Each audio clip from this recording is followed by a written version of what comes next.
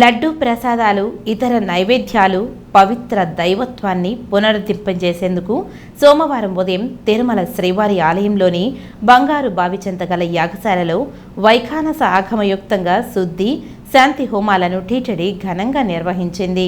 శాంతి హోమం ముగిసిన అనంతరం ఆలయం వెలుపల టీటీడీ ఈవో శ్యామలారావు, అదనపు ఈవో సిహెచ్ వెంకయ్య చౌదరితో కలిసి మీడియాతో మాట్లాడుతూ శ్రీవారి ఆలయంలో ఉదయం 6 నుంచి 10 గంటల వరకు ఋత్వికుల వాస్తుశుద్ధి కుంభజల సంప్రోక్షణ నిర్వహించారని అన్నారు. ఈ శాంతి హోమం ద్వారా భక్తులు లడ్డూ ప్రసాదం మరియు నైవేద్యం నాణ్యతపై తనకున్న భావాలను మరియు అపోహలను పక్కన పెట్టవచ్చునని అన్నారు. అనంతరం ఆలయ ప్రధాన అర్చకులు శ్రీ వేణుగోపాల దీక్షితులు, ఆగమ సలహాదారులు శ్రీ మోహన రంగాచార్యులు మాట్లాడుతూ యాగశాలలో సంకల్పం, విశ్వక్సేన ఆరాధన, పుణ్యవచనం, వాస్తు హోమం, కుంభ ప్రతిష్ఠ, పంచగవ్య ఆరాధన తదితర వైదిక కార్యక్రమాలు నిర్వహించినట్లు తెలిపారు.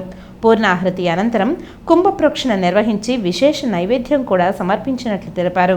ఇక నుంచి లడ్డూ ప్రసాదాల నైవేద్యాలకు ఎలాంటి దోషాలు ఉండవని భక్తులు సంతోషంగా స్వీకరించవచ్చునని అన్నారు.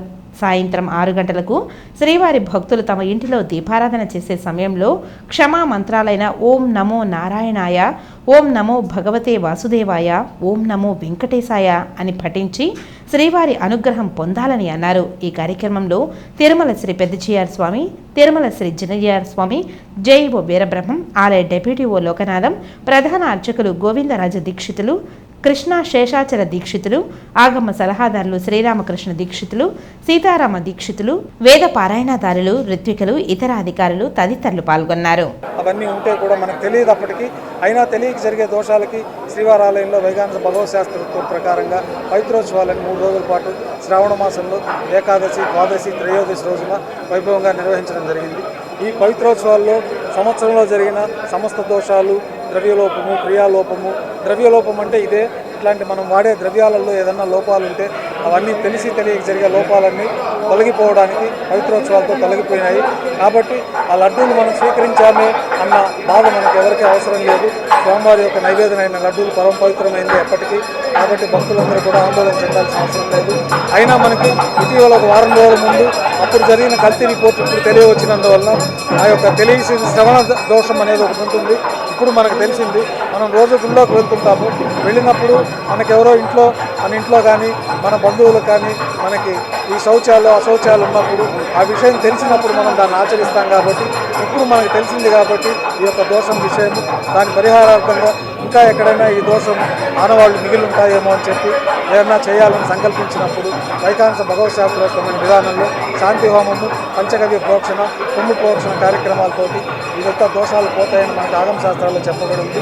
ఆ యొక్క కార్యక్రమాన్ని ఈరోజు ఉదయం 6 గంటలకు ప్రారంభించి ప్రజలందరి తరఫున, దేశ ప్రజలందరి తరఫున స్వామివారి యొక్క ఈ జరిగిన దోషానికి ప్రాయశ్చిత్తంగా ఈ కార్యక్రమాన్ని ఈవో గారి చేత సంకల్పాన్ని తీసుకొని మనకు 9 మంది అర్చకులు, తర్వాత విశేషంగా 10 మంది వేద పారాయణదారులు విశేషమైన సూక్తాలు పఠనం చేస్తూ ఉన్నారు. అట్లాగే దివ్య ప్రబంధ పారాయణము, విశేషంగా వైఖానస ఆగమోక్తమైన మంత్రాలతోటి 3 హోమగుండాలలో ప్రత్యేకమైన సూక్తాలతోటి ఈ దోష నివృత్తి కోసమని విశేషమైన హోమాలు జరిగింది. ఈ మధ్యలో ఈ యొక్క ప్రదేశాలు, వాడిన పాత్రలు, వాడిన ఉపకరణాలంతా శుద్ధి కోసమై వాస్తుతోటి ఈ ప్రాంతమంతా శుద్ధి చేయడం, తర్వాత పంచగవ్యాలు అంటే ఆవు పాలు, ఆవు పెరుగు, ఆవు నెయ్యి, ఆవు యొక్క పేడ, ఆవు యొక్క మూత్రానికి ప్రత్యేకంగా పూజలు జరిపి అదంతా కూడా ప్రోక్షణ చేస్తే సమస్త దోషాలు తొలగిపోతాయని మనకి ఆగమ శాస్త్రాల్లో చెప్పబడింది. విశేషమైన పర్వదినాల్లో కూడా మనం పంచగవ్య ఆరాధన, ఆ పంచగవ్యాన్ని అర్చకులందరూ కూడా తీసుకోవడం తీర్థంగా జరుగుతూ ఉంటుంది. ఎందుకంటే దేహశుద్ధికి ఆ యొక్క ప్రకరణాన్ని మన ఆగమాల్లో చెక్కబడి ఉంది.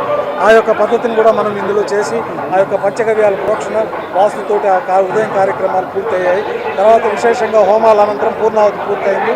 పూర్ణావతి పూర్తయిన తర్వాత గర్భాలయంలో స్వామివారికి ఈ దోష నివృత్తి కోసమై విశేషమైన ప్రసాదాలన్నీ కూడా నైవేద్యంగా సమర్పించి అక్షరారోపణ కార్యక్రమం, తర్వాత ఆ పవిత్రమైన కుంభ జలాలంతా కూడా ఈ యొక్క ద్రవ్యాలు వినియోగించిన ప్రాంతాల్లో ప్రోక్షణతోటి ఈ యొక్క సమస్త దోషాలు తొలగిపోతాయి.